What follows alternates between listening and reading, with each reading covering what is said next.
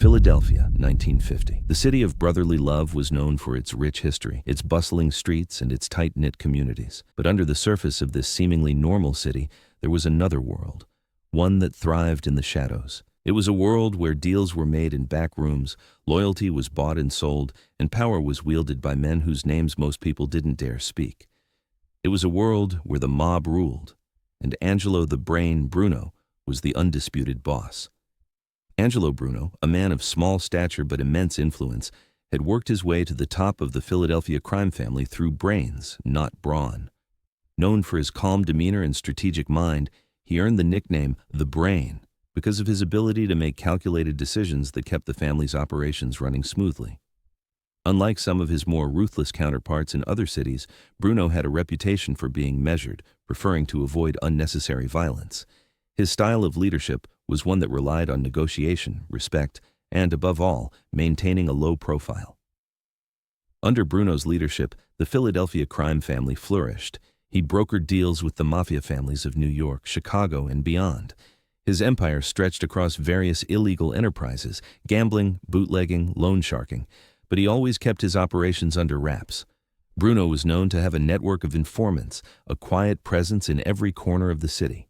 Yet, for all his power, Bruno was also known for being a mysterious figure, someone who kept his cards close to his chest and whose personal life was as private as his criminal dealings.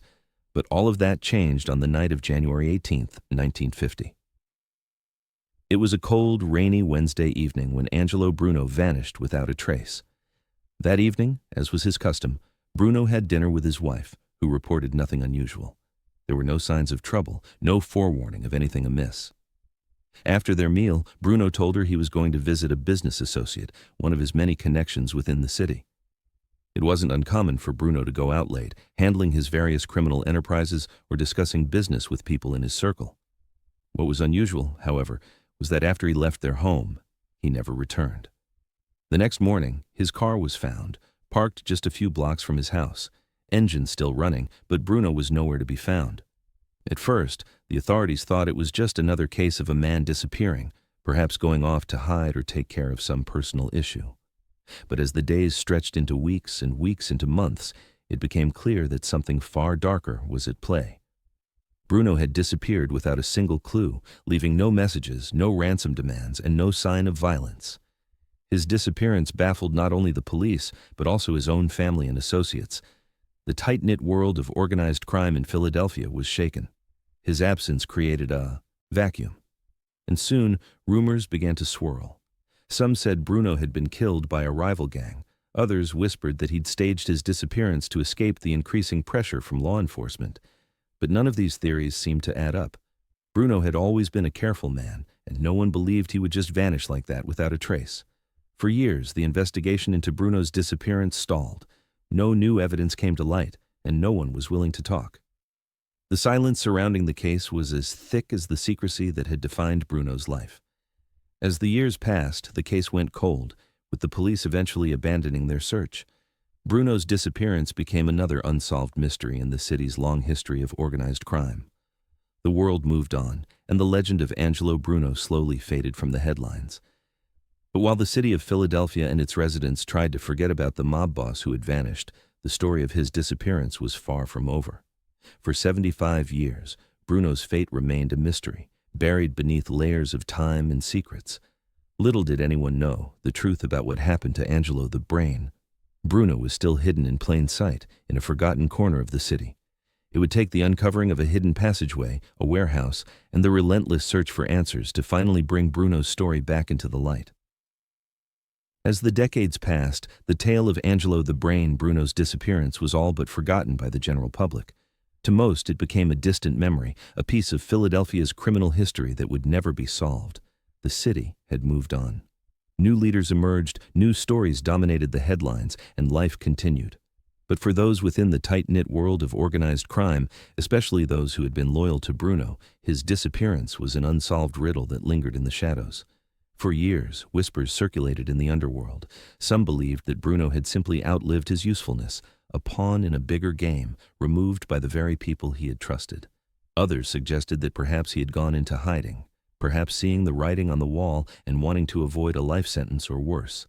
But there were always those who held out hope, who never stopped searching for him, certain that the man who had once ruled the streets of Philadelphia with quiet precision was still out there somewhere, waiting for the right moment to resurface. That moment finally came in 2025, when a team of investigators, led by a former detective with a personal connection to the case, was hired to conduct a thorough review of the circumstances surrounding Bruno's disappearance. They began by revisiting old leads, re-interviewing people who had known Bruno, and scouring records long buried in archives. The cold case, after decades of silence, was suddenly alive again. During their research, they came across an old address tied to Bruno's business dealings. It was a nondescript warehouse located on the outskirts of the city, a place that had been part of Bruno's empire in the years leading up to his disappearance. The warehouse had changed hands many times over the years, and its current owners were unaware of its criminal past. The building was still functional, used for various business purposes, and remained largely unremarkable on the surface. But something about it felt off to the team. Perhaps it was the fact that Bruno had used the warehouse as one of his more covert operations, or perhaps it was just a hunch. Regardless, the investigators decided to dig deeper. They began by asking questions to the building's current tenants, but as expected, no one seemed to know much about the place's history. The tenants had no clue that the place had once been a hub for one of Philadelphia's most notorious crime families. Then, during a routine inspection of the building, the team uncovered something strange. In the back corner of the warehouse, behind several stacks of old crates, they found a door that appeared to have been sealed off for years. It wasn't an ordinary door. There was no sign of any kind of usual wear and tear. It seemed deliberately hidden, perhaps to keep it out of sight from those who would have been curious about its contents. The wood had been painted over several times, and the metal frame was old but still sturdy. Curious, the investigators set to work. They pried open the door, their hands shaking slightly with anticipation. What they found behind it would send a shiver down their spines. A narrow, dimly lit passageway stretched before them. The air was musty and thick with dust, as if the place hadn't been touched in decades. It was an eerie contrast to the rest of the warehouse, which was well lit and maintained. This hidden passage seemed to have been deliberately shut off from the rest of the world, its secrets locked away from time. The passage led them down several corridors, some so narrow that they had to duck to get through. As they moved further into the depths of the building, they began to hear the sounds of their footsteps echoing off the walls.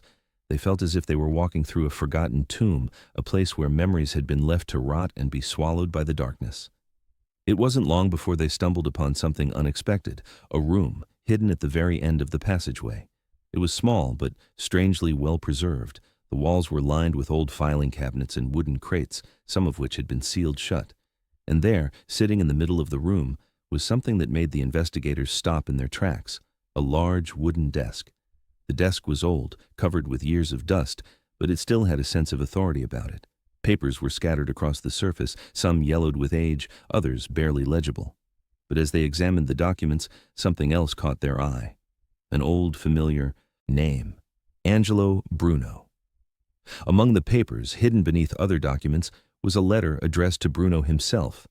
The letter, dated January 1950, the same month of his disappearance, had been carefully folded and sealed. The handwriting was unmistakable, a mixture of elegance and urgency that spoke volumes about the person who had written it. The letter revealed that Bruno had been well aware of the danger he was in. It wasn't just rival crime families who were after him. It was also those within his own organization who had become power-hungry and eager to take control. The letter mentioned a secret meeting, one that Bruno had attended just days before he vanished.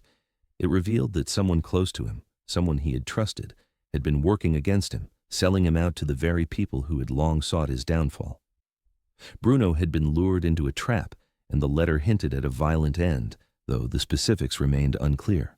The investigators were now more certain than ever. Angelo Bruno hadn't disappeared by choice. He had been betrayed. Someone had orchestrated his removal, and this very warehouse, this hidden room, seemed to be at the heart of it all. But the most chilling discovery came when they dug further into the contents of the crates. Hidden within one of them, they found a collection of personal items, clothing, photos, and a leather-bound notebook. The photos showed Bruno in the company of several men, including some whose faces were familiar to the team from their research. These men were not just businessmen. They were some of the most notorious figures in Philadelphia's underworld, men who had long been suspected of involvement in organized crime. The notebook, however, was the most telling piece of all. It contained a list, names, dates, and events, all carefully documented. Some of the names had been crossed out, but others were circled, indicating that they had been the focus of Bruno's attention in the final days before his disappearance. It was clear now. Bruno's death had not been a random act of violence. It was a calculated move, a conspiracy within the very organization he had built. Someone had wanted Bruno out of the picture, and they had planned his disappearance with precision. But who had pulled the trigger, and why? The investigation had just uncovered the tip of a very dangerous iceberg. The investigators' discovery of Bruno's hidden room in the warehouse had given them more questions than answers, but it was also the break in the case they had long been waiting for.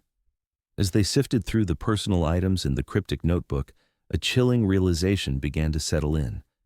Angelo Bruno's disappearance was not just the result of a power struggle, it was the result of a deep betrayal, one that had been carefully orchestrated by those closest to him.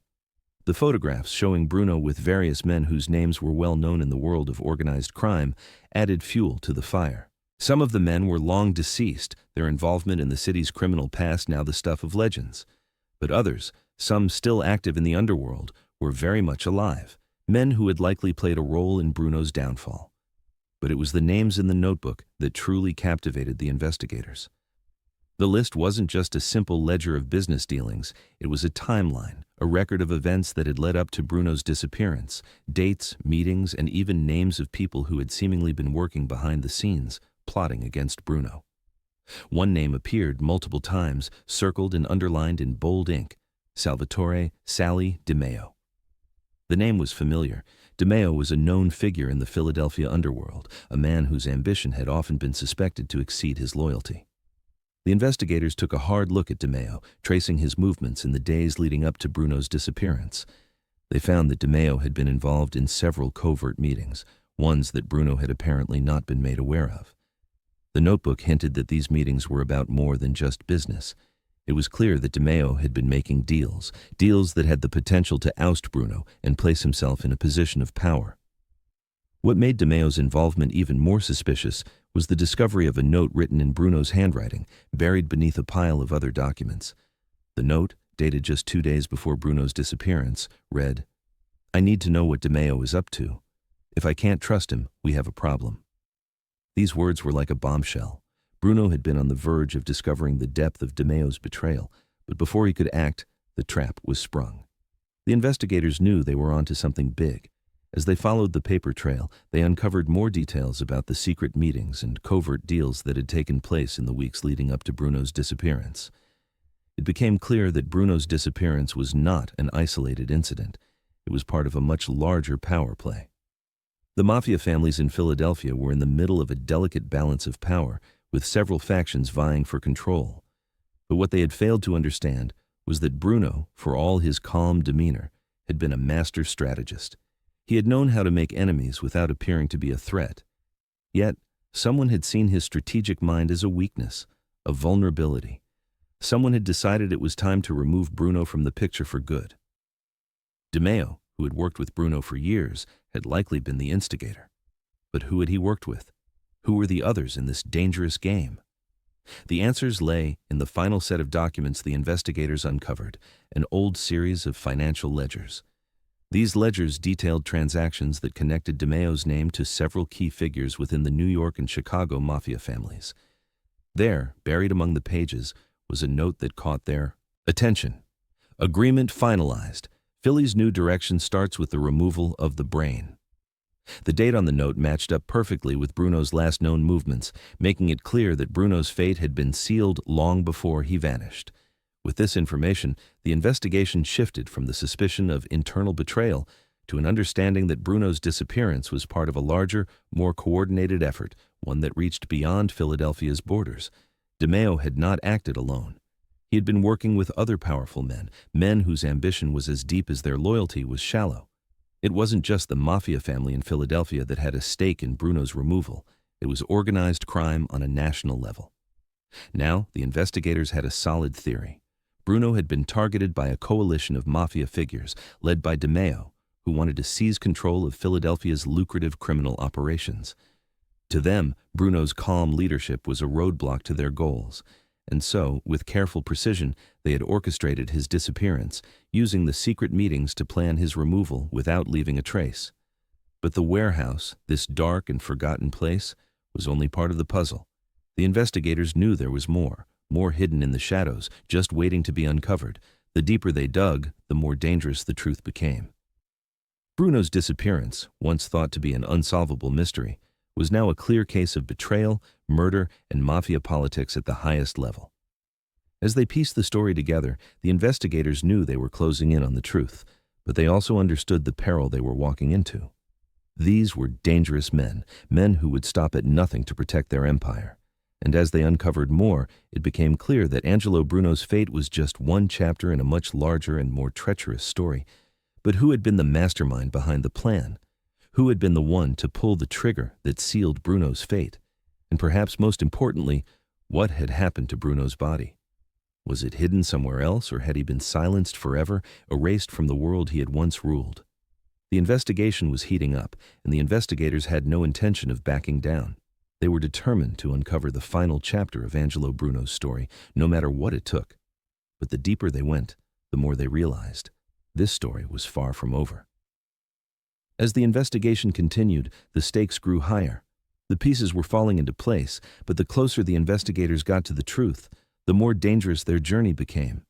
The betrayal within Bruno's own ranks, the deep involvement of figures like Salvatore Di Maio, and the national scale of the conspiracy painted a dark and unsettling picture.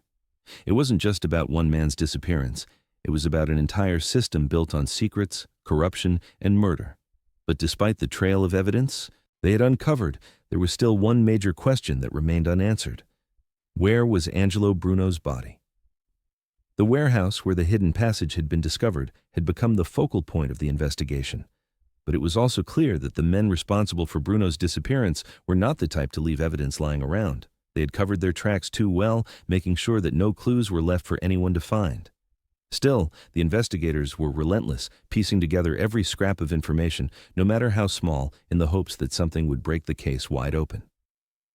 As they examined the financial ledgers and personal notes left behind, they realized something even more disturbing. Bruno's disappearance was not just about him. It was about the entire control of the city's criminal empire. The names, the secret meetings, the deals, it was all leading to one conclusion. Bruno was more than just a mob boss. He was a figurehead, a protector of the old ways, and those who wanted to take over saw him as an obstacle. Bruno's calm demeanor had made him seem less dangerous to those who didn't understand the true nature of his power.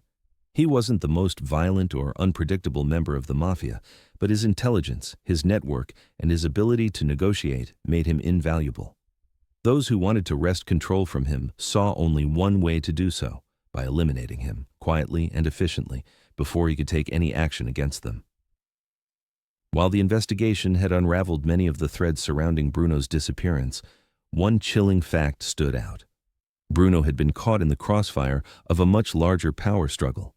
His calm leadership, which had once been seen as an asset, had now made him a target. But it wasn't just the mafia family in Philadelphia who wanted him gone. The web of corruption extended to Chicago, New York, and beyond. The mafia had grown into a national force, and each family had its own ambitions and grudges. Bruno, for all his careful decision-making, had been a pawn in their game, a pawn who was now being removed to allow others to take his place. The investigation took a more personal turn when the team spoke to some of Bruno's old associates. These men, once close to Bruno, were now older and living in the shadows. They had long since distanced themselves from the mafia's brutal past, but their memories of Bruno remained vivid. One by one, they confirmed what the investigators had suspected. Bruno had been a man of his word, someone who valued loyalty above all else. He had been deeply loyal to his family, to his men, and to the city of Philadelphia. But he had also been a man who knew when it was time to act, and when it was time to retreat. But there was one person who hadn't been loyal: Salvatore Di Maio. Di Maio's name came up again and again, and as the investigators dug deeper into his past, they uncovered more evidence linking him to the conspiracy. It wasn't just that Di Maio had wanted Bruno gone. It was that he had been quietly building his own power base, and Bruno's disappearance had been part of a larger scheme to claim control of the family's operations. The plot to eliminate Bruno wasn't just about rivalry, it was about survival. In the world of organized crime, the only way to stay on top was to remove those who stood in your way. For DeMeo, this meant betraying his former boss and aligning himself with some of the most dangerous men in the country. Bruno's death would give him the opening he needed to take control and reshape the family's future. But the investigators weren't satisfied with just understanding the why behind Bruno's disappearance. They were determined to find the truth about his fate, and that meant finding his body. The more they studied the warehouse, the more they became convinced that it held the key to solving the mystery. It was clear that Bruno's body hadn't been dumped in a river or buried in some remote location. It had been hidden, locked away, concealed for decades, and the warehouse, with its labyrinth of secret passages, seemed like the perfect place to keep it hidden. The investigators began to focus their efforts on the deeper, more secretive sections of the warehouse, hoping that something would give them a clue. They had already discovered hidden rooms and sealed doors. Could there be more? Could there be a final resting place for Bruno, buried under layers of dust and years of neglect? And then, during one last inspection of the warehouse, they found it. At the far end of the building, hidden behind several layers of stacked crates and long-forgotten equipment, they came across a section of the floor that seemed different. The wooden planks beneath their feet had an unusual give, and when they pried them up, they revealed something that none of them expected, a secret compartment beneath the floorboards. Inside the compartment, there was a small metal chest. It was rusted and old, but it seemed far too deliberate to be anything other than a hidden grave. With bated breath, they opened the chest. What they found inside confirmed their darkest suspicions. Wrapped in cloth, preserved by the years, lay the body of Angelo "the Brain" Bruno. He had been buried in secret, hidden in plain sight, locked away in the place he had once used to run his criminal empire. Bruno had been betrayed, targeted, and silenced, but his body, his story, had remained untouched for over 70 years. The investigators stood in stunned silence as they realized that the mystery of Bruno's disappearance had finally been solved. Angelo Bruno, once the undisputed boss of the Philadelphia crime family, had been murdered in cold blood. His body had been hidden away, protected by the very building he had once trusted. The men who had orchestrated his death had gone to great lengths to make sure no one would ever find him. Until now. As they carefully documented the discovery, they realized that this wasn't just the end of one man's story. It was the beginning of a larger one. The truth about the conspiracy to remove Bruno, the players involved, and the lengths they went to in order to cover up their actions had finally come to light. But this discovery also raised new questions. Who else had been involved in the plot to eliminate Bruno? How far did the conspiracy stretch? And what consequences would this uncovering of history have on those who had long ago assumed they were safe? The investigation into Angelo Bruno's disappearance was far from over. But the most important piece of the puzzle had been found, and with it, the chilling truth that had been buried for 75 years was now a reality. The discovery of Angelo Bruno's body in that hidden compartment was both a triumph and a grim realization for the investigators. The riddle that had haunted Philadelphia for 75 years was now answered. Bruno had been silenced, his life taken by the very men who had once stood beside him, trusted him, and benefited from his calm leadership. But while they had uncovered the truth of his demise, the investigation was far from over. There were still too many unanswered questions, questions that threatened to shake the very foundation of the city's criminal underworld. The hidden room, the secret passage, and the concealed compartment had all pointed to one undeniable truth. Bruno's death had been orchestrated with meticulous precision. But why had it taken so long for the investigators to uncover the truth? The warehouse had been right under their noses, the hidden clues lying dormant for decades. It was as though the men responsible for his death had ensured that no one would ever stumble upon this information. Until now. As the investigators pieced together their findings, it became clear that the conspiracy to eliminate Bruno was far more extensive than they had originally thought. The national scope of the plot, with connections stretching from Philadelphia to Chicago and New York, showed that this was not just a local power struggle. This was a coordinated effort by some of the most powerful mafia figures in the country to reshuffle the criminal world's balance of power. Salvatore DeMeo, the man who had long been suspected of betraying Bruno, stood at the heart of the conspiracy. But as they dug deeper into his involvement, the investigators realized that DeMeo was not working alone. He had been acting under the direction of a much larger group, one that saw Bruno's leadership as an obstacle to their greater ambitions. The financial ledgers, the secret meetings, and the cryptic notes they had uncovered all pointed to a network of figures within the mafia who had been quietly working behind the scenes. Bruno's death wasn't just about removing a leader. It was about seizing control of a vast criminal empire with every action designed to consolidate power.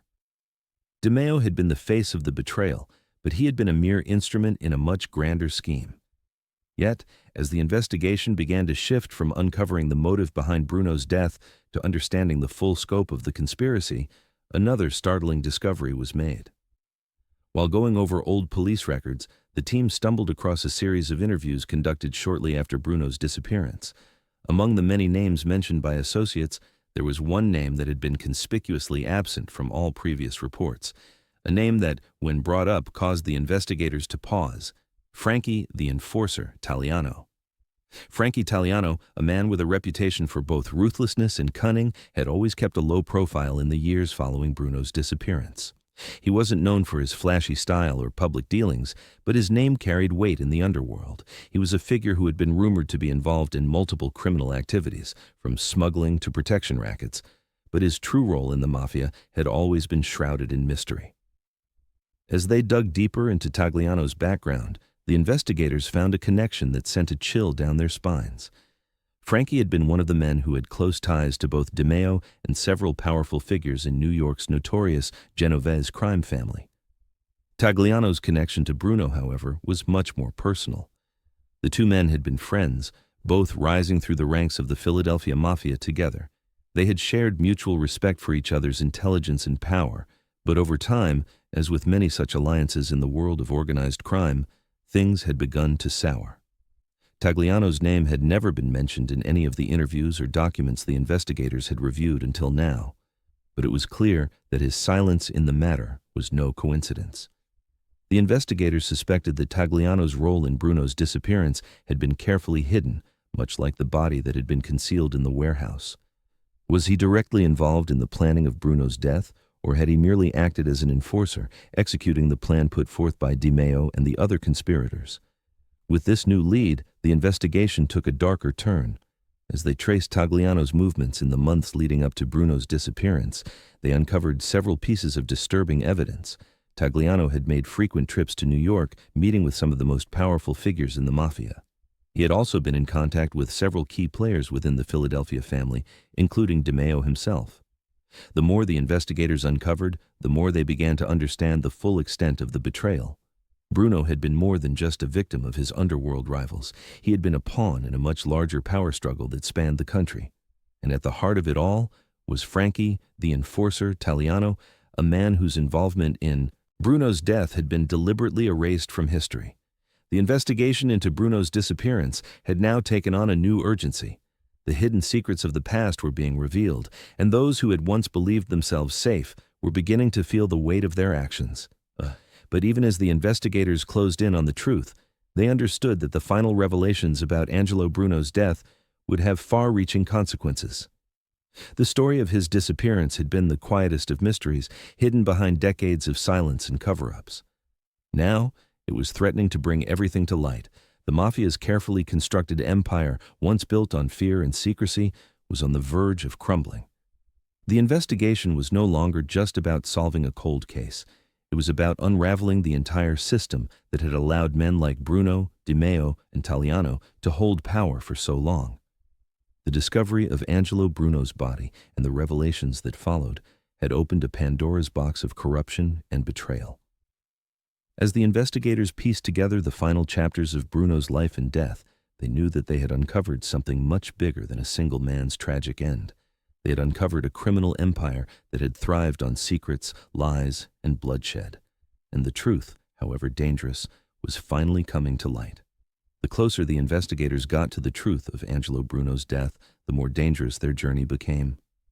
The city of Philadelphia had long since moved on from the disappearance of its once feared mob boss. But for those digging into the heart of the mystery, the darkness surrounding Bruno's life and death was finally coming to light. It wasn't just about the conspiracy against Bruno anymore. It was about understanding the full extent of the web that had been spun, one that involved betrayal, murder, and manipulation of unprecedented scale. As the investigation gained momentum, the focus began to shift toward the key figures who had been directly involved in orchestrating Bruno's death.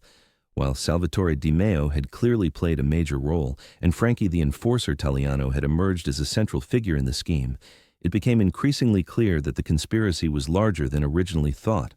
Bruno's demise wasn't simply the result of power-hungry men squabbling for control over Philadelphia.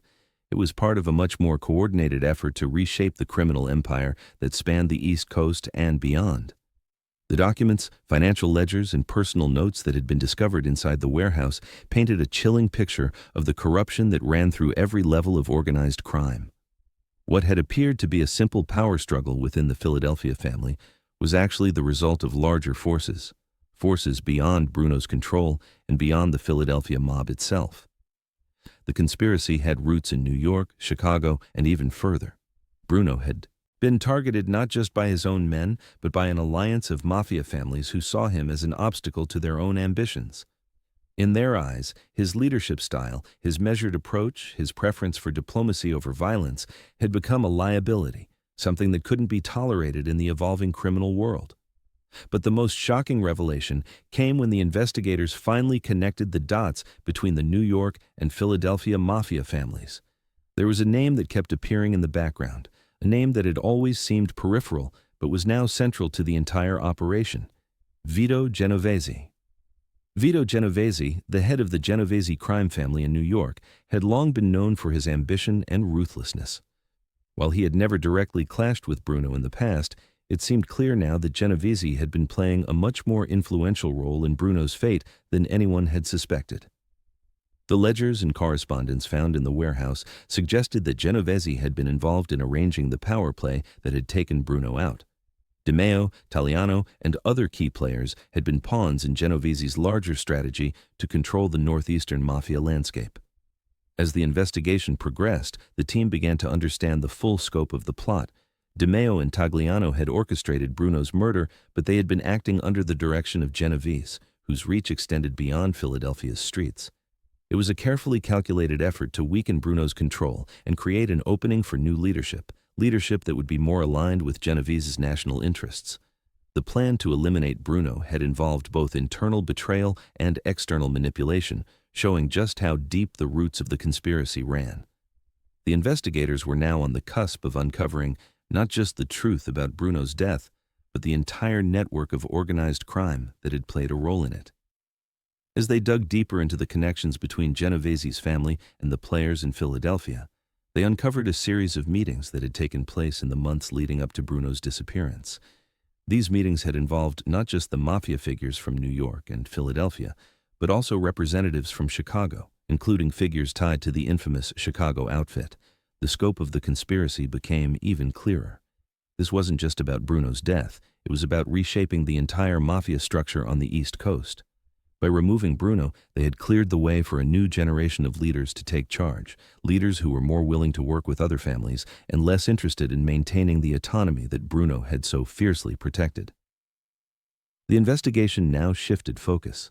It wasn't just about finding the men who had killed Bruno. It was about uncovering the connections between the most powerful mafia families in the country and how they had aligned themselves in a larger scheme to control the criminal underworld. The web of corruption stretched far beyond Philadelphia's borders, and the consequences of exposing it would have far-reaching implications. These families, tied together by blood and betrayal, had long operated under a code of secrecy and loyalty. The truth, if it were to get out, could unravel everything they had worked to build. But the final pieces of the puzzle were falling into place. The warehouse, the hidden room, the ledger full of names, all of it pointed to the same conclusion. Bruno had been targeted because of his leadership style, his resistance to the increasing violence of the mafia, and his ability to negotiate with rival families. He had been seen as a symbol of the old way of doing business, and the new guard, led by men like Di Maio and Tagliano, had decided it was time for change. And yet, even as the investigation seemed to reach its end, the question remained: how far did the conspiracy go? Who else had been involved in Bruno's removal? And, most chilling of all, who had given the order to kill him? The search for answers now took on an even greater urgency. The names of those involved in Bruno's death were slowly being uncovered, but there were still more men who had played a role in his demise, who had yet to be brought to justice. The investigation into the conspiracy was just beginning to expose the true extent of the mafia's grip on the city. With every piece of the puzzle that fell into place, it became increasingly clear that Bruno's murder had been part of a much larger strategy to reshape the criminal world. The men responsible for his death had acted not just out of personal ambition, but out of a desire to control the future of the entire mafia empire. Angelo Bruno's life had been claimed by those who were willing to do whatever it took to gain power. But now, 75 years later, the investigation was showing no signs of slowing down. The dark underbelly of Philadelphia's criminal past was being exposed, and those who thought they were untouchable were beginning to feel the pressure. The truth, once buried under layers of silence and deceit, was now on the brink of being fully revealed. The investigation had started with one question: what happened to Angelo "the Brain" Bruno? It had turned into something much bigger. The pieces were now falling into place, pieces that would bring down some of the most powerful figures in organized crime and reshape the very legacy of the mafia itself. The story of Angelo Bruno's disappearance had only just begun to unravel. As the investigation into the conspiracy surrounding Angelo "the Brain" Bruno's death reached its peak, the consequences of their findings began to ripple outward, threatening to shake the very foundation of the mafia families across the United States. With each new piece of evidence uncovered, the full scale of the betrayal, manipulation, and murder became clearer. No longer was the case just about a local power struggle in Philadelphia. It had become a national scandal, a story of how the most powerful organized crime families in the country had conspired to remove one of their own. The deeper the investigators delved, the more they realized that Bruno's death had been part of a grander scheme to reshape the criminal empire that stretched from Philadelphia to New York to Chicago. It was a coordinated effort by the most influential men in the mafia, a conspiracy that had been years in the making. Vito Genovese's involvement, combined with the actions of men like Salvatore Di Meo and Frankie the Enforcer Tagliano, had created a perfect storm, one that had cost Bruno his life and threatened the future of the entire mafia infrastructure. As they pieced together the final parts of the puzzle, the investigators found the crucial link they had been searching for. The order to eliminate Bruno had come directly from Genovese himself. His ambition to expand his control over the northeastern United States and to ensure his family's dominance had led him to make a calculated decision to remove the calm, strategic leader of the Philadelphia family. Genovese knew that Bruno's approach to leadership, his insistence on diplomacy over violence, was becoming a relic of the past. The new breed of mafia leaders wanted more power, more violence, and more territory. With Bruno out of the picture, Genovese saw an opportunity to control not just Philadelphia, but also the lucrative connections between all of the East Coast families. It was a move that would allow him to solidify his grip on organized crime and create an empire that stretched across multiple states. But as the investigation unfolded, it became clear that the price for that power was steep, and the consequences of the conspiracy were far-reaching. The revelation that Genovese had masterminded Bruno's death rocked the foundation of the criminal world. Men who had once trusted and respected the power of the mafia began to question its very structure. The layers of secrecy that had protected the families for decades were now crumbling, and the old alliances were starting to fracture. The revelation of Genovese's manipulation, the betrayal by Di Meo, and Tagliano's role in executing the plot caused shockwaves throughout the underworld. Even those who had long been involved in organized crime began to fear the retribution that was sure to follow. The conspiracy wasn't just about eliminating Bruno, it was about an entire shift in the balance of power. The old guard was being replaced by men who were willing to take more risks, to act with brutality and ruthlessness without the restraint that Bruno had exercised. This new breed of leadership wasn't content with simply running criminal operations. They wanted control of the future of organized crime in America, and they were willing to kill anyone who stood in their way. As the investigation continued, law enforcement began to take notice of the implications of the findings. The connections between the mafia families in New York, Chicago, and Philadelphia were more intertwined than anyone had realized. The investigation into Bruno's murder had opened up a Pandora's box, revealing not just the details of his death, but a vast network of corruption and crime that spanned the nation. The power of the mafia, which had been built on loyalty, secrecy, and fear, was now unraveling. Those who had been part of the conspiracy knew that their time was running out. They had lived in the shadows for decades, but the light was now shining on them, and they couldn't hide from the truth any longer. But even with the truth finally coming to light, there were still many unanswered questions. While the investigators had uncovered the mastermind behind Bruno's death and exposed the conspiracy, they had not yet brought those responsible to justice. Salvatore Di Meo, Frankie Tagliano, and other key players were still alive, and the investigations into their roles in the plot were just beginning to gain momentum. They had been careful, and they had covered their tracks well.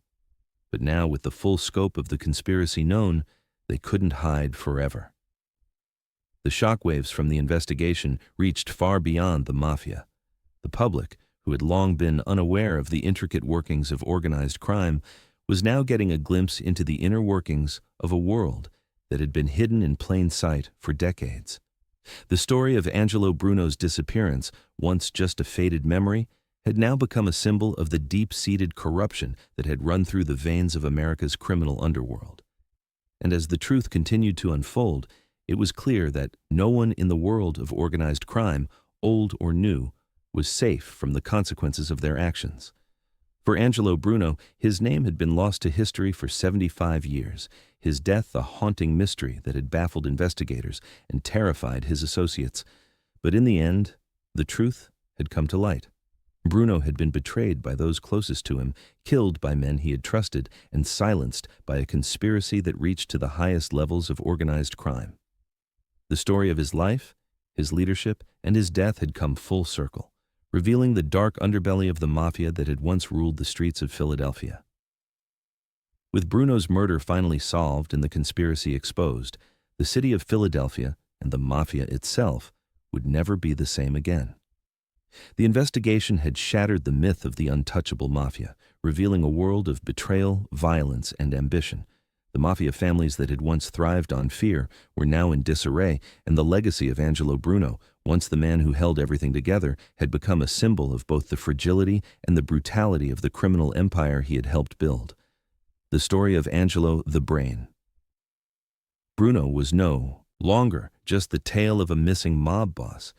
It had become the story of a system built on betrayal, murder, and power struggles that stretched across the entire country. As the investigation into his death continued, one thing was clear. The truth had finally caught up with those who had been living in the shadows, and there was no escaping it. The fall of Angelo Bruno had sparked the fall of an empire, and the consequences of his death would be felt for years to come.